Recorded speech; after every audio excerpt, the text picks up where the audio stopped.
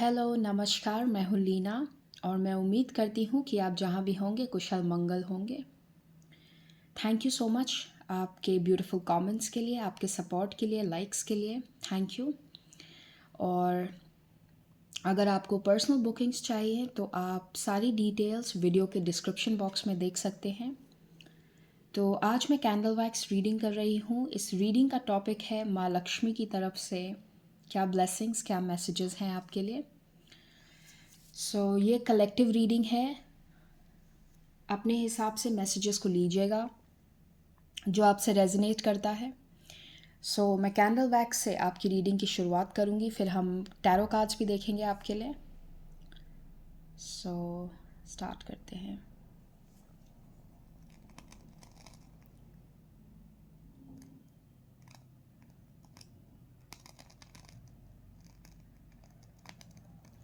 Interestingly जैसे ही मैंने reading start की, मेरे बिल्डिंग के पास से एक प्लेन जा रहा है, मुझे उसकी आवाज़ आ रही है। आई डोंट नो ये इस पे कैच कर रहा है या नहीं साउंड, बट सो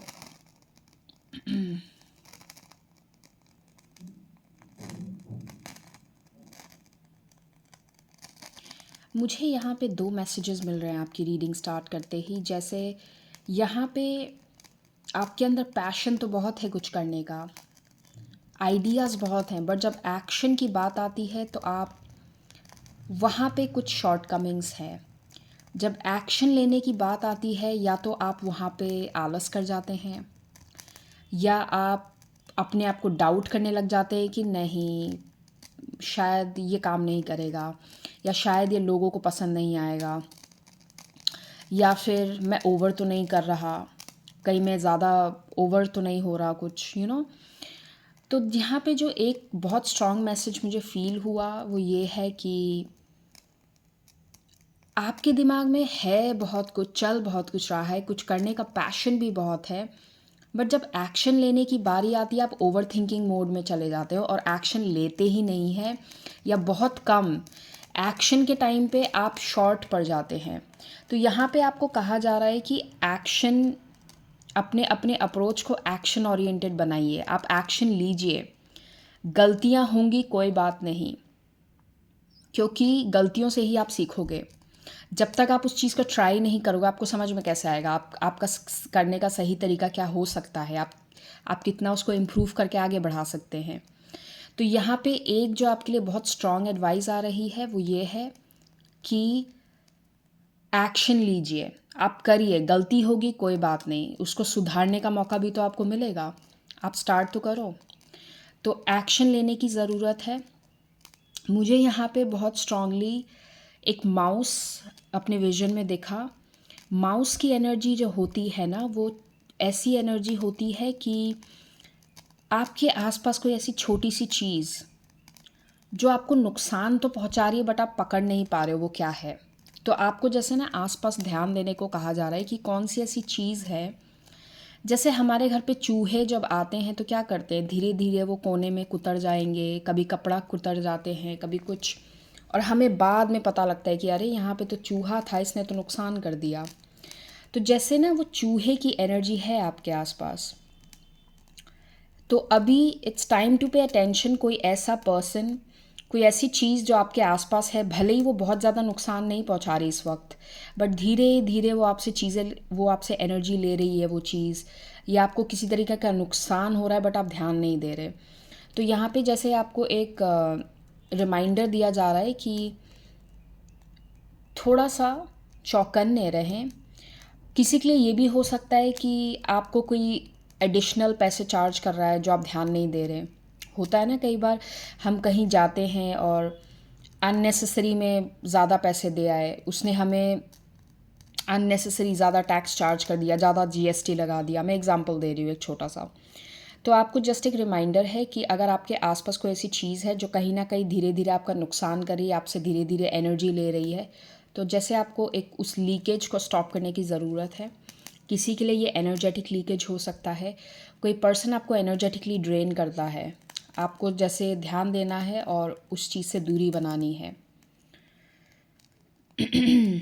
मुझे यहाँ पे ऐसा लग रहा है ना कि जिस काम को आप करने में आलस से कर रहे हैं, जिस काम को आप करने में डाउट कर रहे हैं, वो आपको करना है। ओके, इतना सोचना नहीं है। ये कॉन्फर्मेशन साइन है। ये कैंडल की फ्लेम अगर आप देखें, बिल्कुल मैं कुछ कर नहीं रही हूँ अपने आप। ये स्टार्ट कितनी तेज़ी से हुआ था अगर आपको याद हो, और आप देखो कितना कम हो गया है फ्लेम। इट्स लाइक आप स्टार्ट बहुत जोश में करते हैं किसी चीज़ को, बट वो जोश कहाँ चला जाता है। तो या तो आपको, आपकी आदत ये हो सकती है कि आप स्टार्टिंग में इतनी एनर्जी दे देते हैं जितनी स्टार्टिंग में नहीं चाहिए। आप खुद को एग्जॉस्ट कर लेते हैं और सही वक्त आते आते तक आपके पास इतनी एनर्जी बचती नहीं है।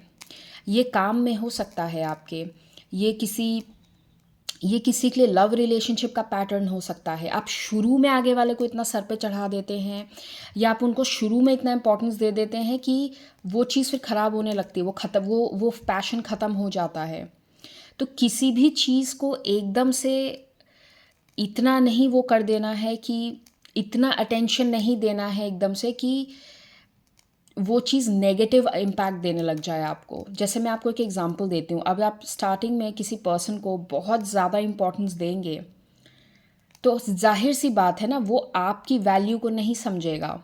आपको समझना है कि हमेशा अगर आप किसी के लिए अवेलेबल होते हैं, आप किसी को एकदम से सर पे चढ़ाते हैं, तो वो पर्सन आपकी ट्रू वैल्यू बहुत देर से समझेगा। वो नहीं समझे क्योंकि आप हमेशा उसके लिए अवेलेबल है ना, आप मिसिंग नहीं है उसकी लाइफ से। पर्सन को हमेशा एक डिस्टेंस चाहिए होता है किसी की वैल्यू या किसी चीज़ की वैल्यू को समझने के लिए। तो यहाँ पे मुझे जो एक बहुत स्ट्रांग मैसेज मिल रहा है कि आपको स्कैरसिटी माइंडसेट से अब ऑपरेट नहीं करना है।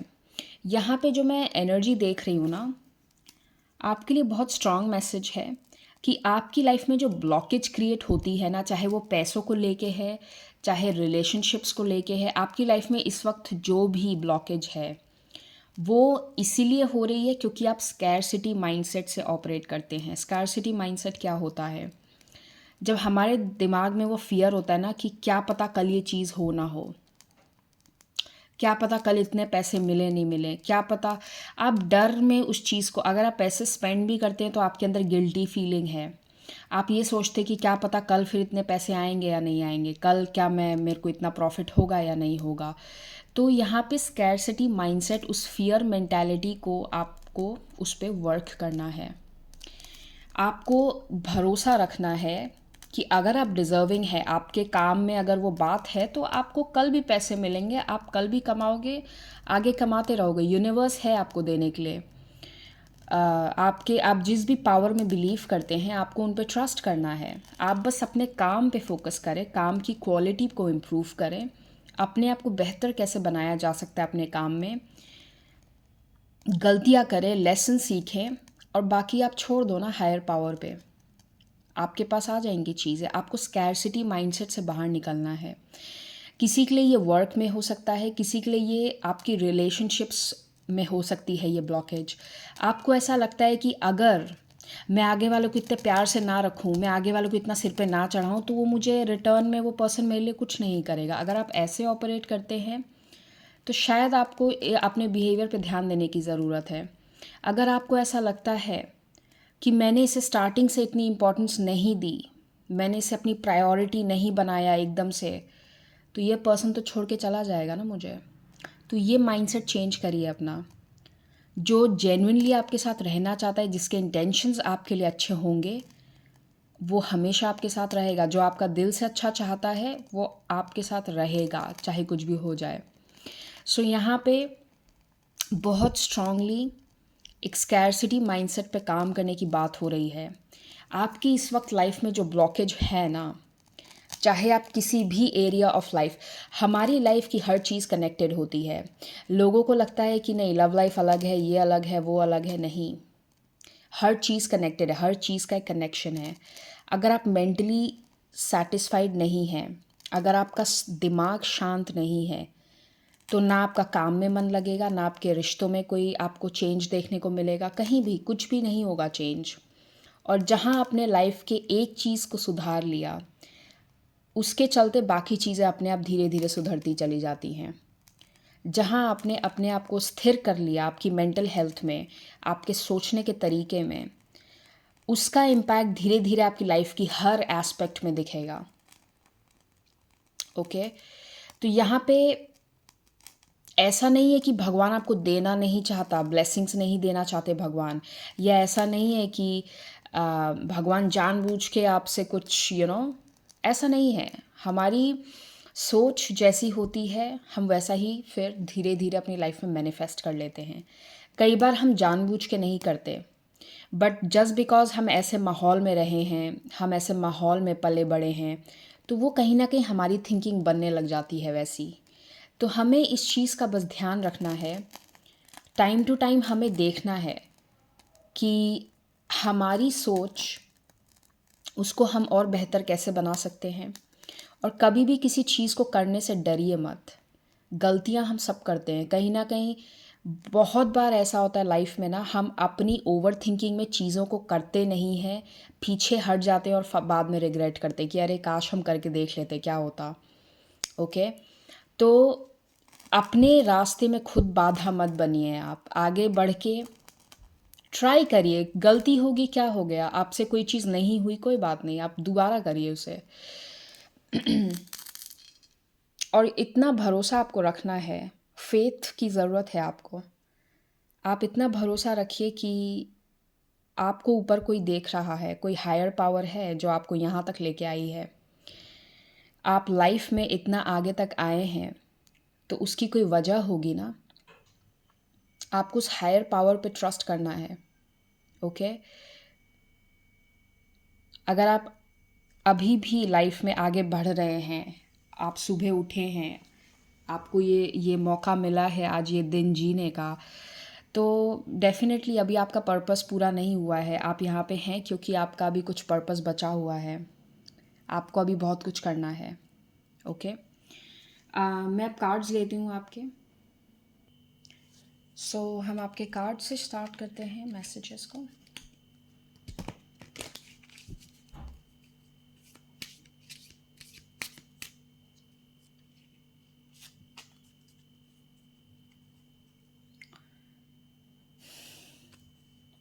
बॉटम ऑफ द डेक है cancer. Number 3, call yourself back from all the space and time to feel, sense, and reflect on the oceans of your presence within. ये उस माउस एनर्जी से सिमिलर है मैसेज।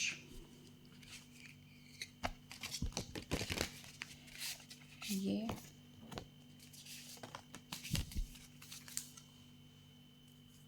ओ माय गॉड, मैंने just अभी ये message आपको दिया था। Number 25, mural be your own first priority. पहले अपना सोचें, इसमें कुछ सेल्फिश नहीं है।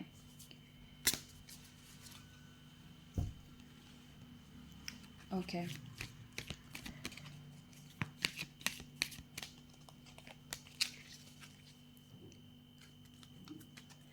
बॉटम ऑफ द डेक है the spirit whisperer, divine guidance and higher knowing. Number 3 आपकी रीडिंग में ऑलरेडी 2 बार दिख गया है। अब हम आपके टैरो कार्ड्स लेते हैं।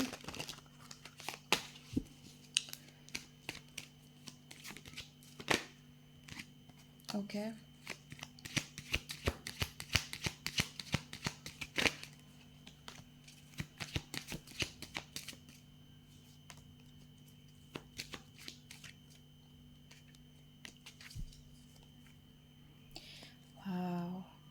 बॉटम ऑफ द डेक है द डेविल। Very interesting.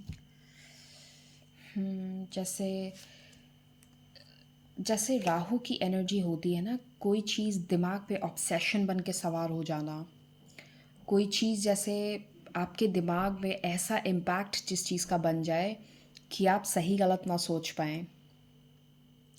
आपके लिए जो ब्लेसिंग है और कहीं ना कहीं आपके लिए जो एक बोलते हैं ना कि जो चेंज आप मैनिफेस्ट कर रहे हैं वो ये है कि कोई ऐसा पर्सन या ऐसी कोई सिचुएशन जो आपकी लाइफ में आप पे बिल्कुल एक होल्ड बनाए हुए था, जिसके चलते आप सही गलत भी ना सोच पाएँ या फिर अपने आप को प्रायोरिटाइज़ नहीं कर पा रहे थे। तो जैसे उस सिचुएशन में एक चेंज आप मैनिफेस्ट कर रहे हैं, क्योंकि हमारे लिए यहाँ पे डेविल की एनर्जी है at the bottom. Devil obsession का कार्ड होता है, किसी चीज़ से ऑब्सेस हो जाना और फिर उसके बाद आपको ना सही समझ आए ना गलत समझ आए। Okay, starting your reading. Garden beds, number 11। Sometimes it's difficult to see how hard you're working when you don't provide space for reflection. आपकी रीडिंग में रिफ्लेक्शन की एनर्जी बहुत स्ट्रांग है। इसमें हमने bottom of the deck card देखा था कि call back yourself from space and time to feel sense and reflect on the oceans of presence with in.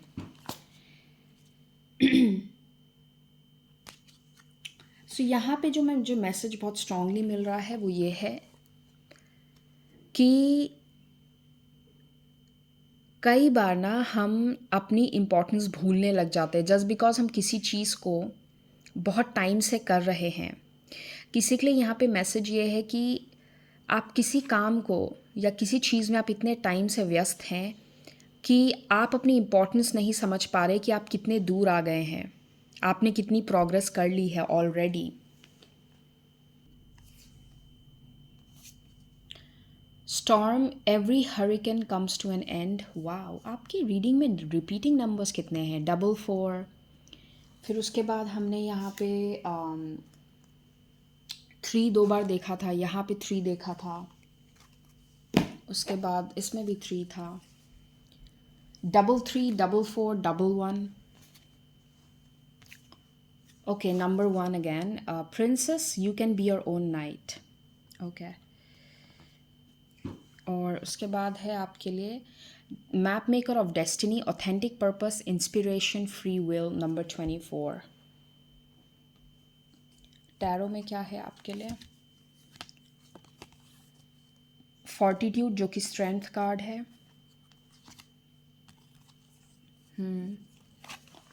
Nine of swords. Okay, now I am getting it. ये क्या? Okay, मुझे अब समझ में आ रहा है ये। The lovers, wow. Princess of wands.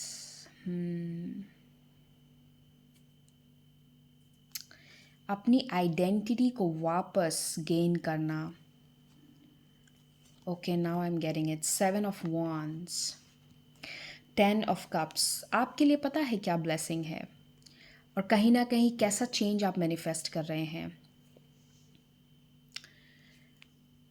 यहाँ पे जो सिचुएशन मुझे समझ में आ रही है वो ये है कि बहुत टाइम से जस्ट बिकॉज आप दूसरों को प्रायोरिटी बना के चलते थे या फिर आपने किसी पर्टिकुलर पर्सन को इतना प्रायोरिटाइज़ कर दिया अपनी लाइफ में कि आप अपना अस्तित्व भूल गए। आप ये भूल गए कि आप कौन हैं, आपकी आइडेंटिटी क्या है, आपकी लाइकिंग क्या है, आप क्या पसंद करते हैं, आप क्या नापसंद करते हैं। किसी के लिए ये उनकी फैमिली हो सकती है। जस्ट बिकॉज आपने फैमिली को इतना प्रायोरिटी दिया है, हमेशा आपने हमेशा उनकी ज़रूरतों को, नीड्स को आगे रखा है, हमेशा उनकी खुशी के लिए किया जो किया, आप अपना अस्तित्व भूल गए कि आप क्या करना चाह रहे हैं यहाँ पे, आपका पर्पस क्या है, आप क्या करना चाहते हैं आगे चल के। बहुत लोगों के लिए आप इतना इस चीज़ में डूब गए कि अब आप कुछ करना भी चाह रहे हैं तो आपको कॉन्फिडेंस नहीं आ रहा है, आप खुद पे ही भरोसा नहीं कर पा रहे। होता है ना, जैसे मैं एक छोटा सा एग्जांपल दूंगी क्योंकि यहाँ पे मुझे ना माँ स्कंद माता की इमेज दिमाग में आ रही है, जो कि उनकी जो इमेज होती है ना उसमें उन्होंने हाथ में स्कंद भगवान को उठाया हुआ है, माता स्कंद। सो उनको कार्तिकेय की माँ के रूप में पूजा जाता है। और फिर जैसे होता है ना कि जब एक वुमन, जब एक लेडी मदर बनती हैं, उनकी लाइफ में बहुत सारा समय, उनकी लाइफ का बहुत सारा जो बोलते हैं ना अहम हिस्सा अपने बच्चों की तरफ समर्पित हो जाता है। कहीं न कहीं जैसे वो अपनी आइडेंटिटी भूलने लगती है। उनकी लाइफ़ में हर चीज़ अपने बच्चों, अपने फैमिली से रिलेटेड इम्पोर्टेंट हो जाती है। और उस प्रोसेस में कहीं न कहीं वो मदर जो है ना, वो अपना अस्तित्व भूलने लग जाती हैं कि मैं कौन हूँ। ये रीडिंग थोड़ी-सी डीप है अगर आप इसको गौर से समझें। तो यहाँ पे जैसे ना एक बहुत स्ट्रॉन्ग मैसेज ये है कि ऐसा नहीं है कि आप पावरफुल नहीं हैं। ऐसा नहीं है कि आप में कैपेसिटी नहीं है। ऐसा नहीं है कि आप कमज़ोर हैं। बस आपको थोड़ा-सा पहचानने की ज़रूरत है खुद को। क्या आपको आइडिया है आपने दूसरों के लिए कितना किया है? क्या आपको पता है कि आपके प्रेज़ेंस की वजह से आपने दूसरों को कितना पॉज़िटिविटी दी होगी अपनी लाइफ में, हेल्प किया होगा किसी भी तरीके से, ओके? ये कोई किसी की फैमिली हो सकती है क्योंकि 10 ऑफ़ कप्स है तो मेरा ध्यान बार-बार एक फैमिली पे जा रहा है। 10 ऑफ़ कप्स फैमिली का कार्ड होता है। किसी के लिए ये फैमिली है, किसी के लिए कोई ऐसा पर्सन हो सकता है जिसको आप फैमिली समझते थे। किसी के लिए ये आपके वर्क प्लेस भी हो सकता है। आपका काम, आपके काम के लोग वही आपके लिए फैमिली थे। आपने वहाँ पे शायद बहुत कंट्रीब्यूट किया लेकिन उस चीज़ में आप खुद को भूल गए। और अब जैसे आपको रियलाइज़ेशन हो रहा है कि अरे! इसमें मैं कहाँ हूँ? मेरी एसेंस कहाँ पे है? इस इन सब चीज़ों में, इस शोर में, इस रिस्पॉन्सिबिलिटी में मैं कहाँ हूँ? और सडनली जैसे आपको एक रियलाइज़ेशन हो रहा है कि पर मुझे मेरी डेस्टिनी चाहिए, मेरी डेस्टिनी क्या है? You know? सो यहाँ पे जैसे आप इस चीज़ को देखिए, इस कार्ड को। ये औरत जैसे लगी हुई है, ये दोबारा जैसे एक नए प्लांट को लगा रही है, काम कर रही है, बट ये शायद भूल गई है कि आसपास जो पूरा गार्डन इसने खड़ा कर दिया, ये इसी की मेहनत तो है। ये इसी की मेहनत है और कहीं न कहीं यही तो इसका अस्तित्व है। इसका अस्तित्व ये है कि ये किसी भी चीज़ को जन्म दे के उसको इतना सुंदर से नर्चर कर सकती है। तो यही तो उसकी डेस्टिनी हुई, to give birth to nurture, right? तो यहाँ पे जो एनर्जी मुझे समझ में आ रही है ना, वो ये समझ में आ रही है कि आपको थम के कुछ पल चाहिए, थोड़ी सी अपनी बाउंड्रीज अप कीजिए, थोड़ा सा अपने लिए वक्त निकालिए और समझिए कि आप लाइफ में जो करते आ रहे हैं उसी में ही तो आपका पर्पस छुपा हुआ है। और आपने इतना कुछ जो कर, ये बार बार ये, this is so weird, this plane keeps coming back. मैं ये रीडिंग जो कर रही हूँ ना, जैसे ये सर पे घूम रहा है ये प्लेन, पता नहीं कहाँ से। आई मीन 2-3 बार सुन लिया मैंने। एंड मैं जहाँ पे रहती हूँ, it's not a plane, sorry, helicopter. मैं जहाँ पे रहती हूँ obviously this is not a normal thing, ये हर रोज़ नहीं होता। सो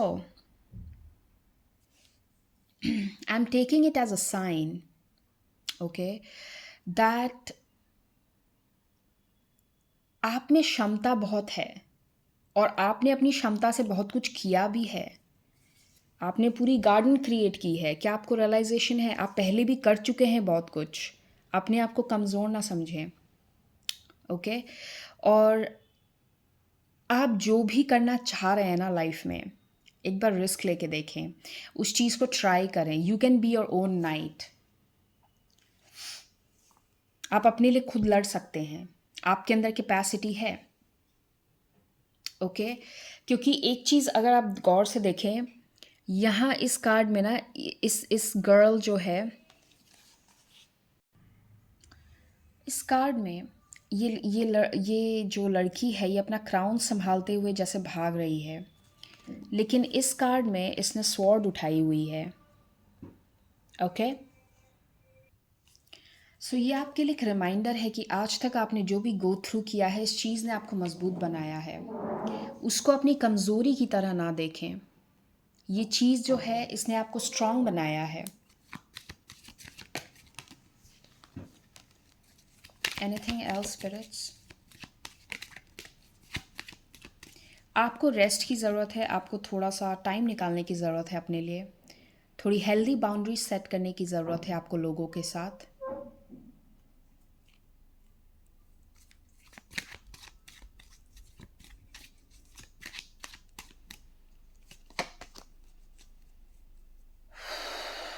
9 of Wands, 4 of Cups, weird, and the High Priestess.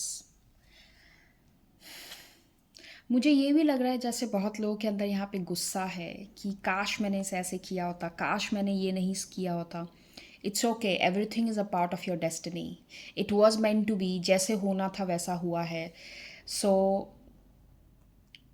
आप शायद अपनी नॉलेज, अपने अंडरस्टैंडिंग के हिसाब से जो आपने बेस्ट कर सकते थे आपने बेस्ट किया. सो अपने आप को माफ़ करिए और उस गुस्से को अंदर मत रखिए आप. वाओ, दिस ये reading I was not expecting it. ये बिल्कुल नए अलग टर्न में चली गई. मैं ये नहीं एक्सपेक्ट कर रही थी, बट ठीक है, what ever comes. Night of wands और S of pentacles.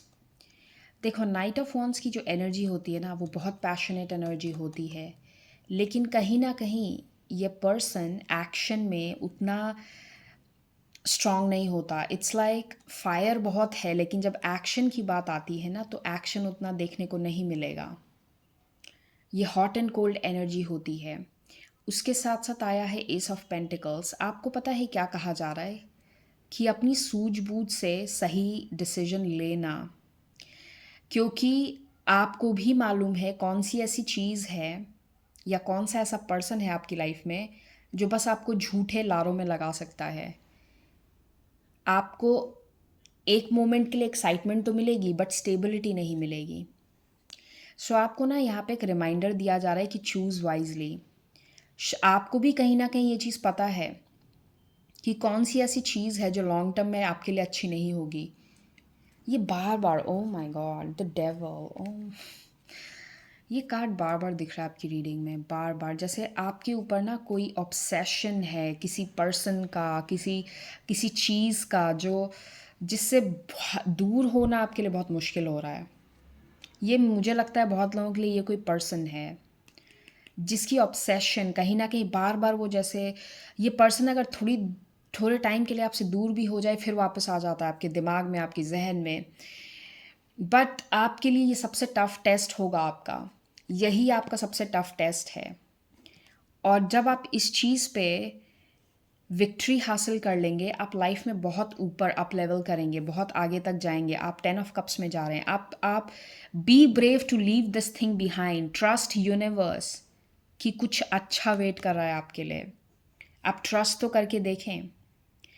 You have to be brave enough, you have to be strong enough to leave this thing behind. अपने लिए अच्छा चूज़ करो, अपने लिए बेस्ट चूज़ करो.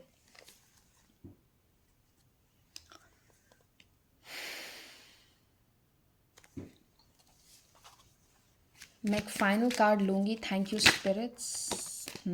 एग्जैक्टली जो मैंने कहा. जैसे ही आप मूव ऑन करते हैं, देखिए आपके लिए क्या है. King of pentacles, more stability, more maturity. जैसे ही आप मूव ऑन करेंगे, कैंसर की एनर्जी बहुत स्ट्रांग है आपकी रीडिंग में, वाटर साइन एनर्जी.